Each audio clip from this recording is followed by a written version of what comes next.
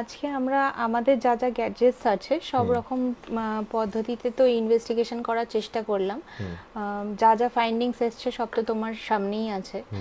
তো তুমি সেই বিষয়ে কি বলতে চাও, তোমার কি মনে হলো? আমার খুব পজিটিভ লেগেছে, অনেস্টলি স্পিকিং খুব পজিটিভ লেগেছে। আম, আমি খুবই প্লিজড আর কি।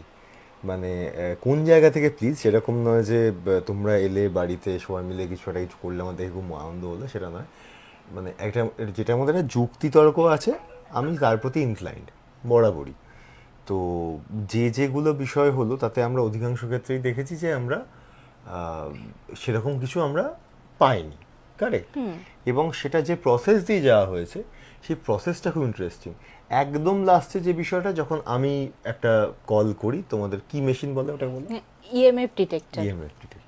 তো তখন খুব পার্টিকুলার এবং তাতে খুব রেসপেক্ট দিয়ে আমি বলি যদি কেউ থাকেন তাহলে সারাদিন এত নাম্বার বললো, সেই নাম্বার লিঙ্কও করে।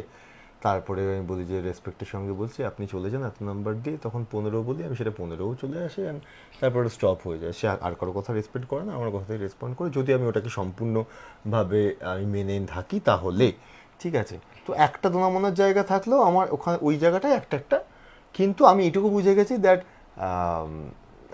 nothing will gonna harm me in future and everything is sorted. আর আমি আরও পজিটিভ ফিল করছি, ঠিক আছে।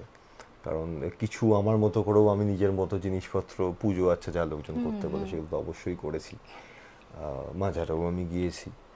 তো তাদের সবার ব্লেসিং আছে, আমার প্রচুর গুণগ্রাহীদের ব্লেসিং আছে, যারা অগণিত আমি রোজ পাচ্ছি তাদের সাজেশনস, যেটার জন্যও আমার ভিডিওটা করা ছিল আর কি, যে আমি একটা রাস্তা পেতে চাই যেটা যেন তর্ক দিয়ে যায়, তর্কের সঙ্গে যায়, এমনি যেন না যায়।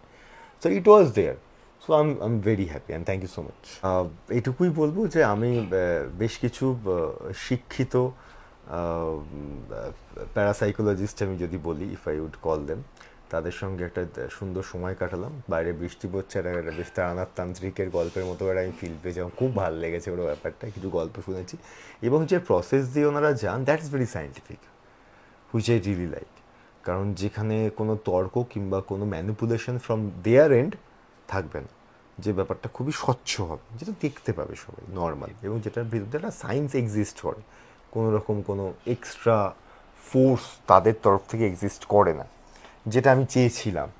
তো যদি আপনাদেরও, আমার মানে আমি এটা তোমাদের হয়েই বলছি আর কি, যদি কেউ কোনো এরকম কোনো কিছু কোথাও ফিল করেন, ট্রুথ নট ফলস, যে এন্টারটেনমেন্ট পারপাসের জন্য যদি এরকম কিছু ফিল করেন, তাহলে আপনারা ওদের সঙ্গে যোগাযোগ করতে পারেন। They will come and they will investigate by their own things, and which is very logical and very formula oriented. That's why আমার খুব ভালো লেগেছে। Detectives of supernatural, congratulation তোমাদের, অনেক অনেক শুভেচ্ছা আমার তরফ থেকে। যে তোমাদের কাছে অনেক ঘটনা শুনলাম, সেগুলোও আর কি এটা সিনেমার মতো লেখার মতো আর কি, ঠিক আছে। আর ভবিষ্যতে আমি কোন যদি এরকম বিষয় নিয়ে সিনেমা করি যার মধ্যে সায়েন্স ইনভলভ থাকবে, along with the ghost and Eiffel story, I will definitely contact them.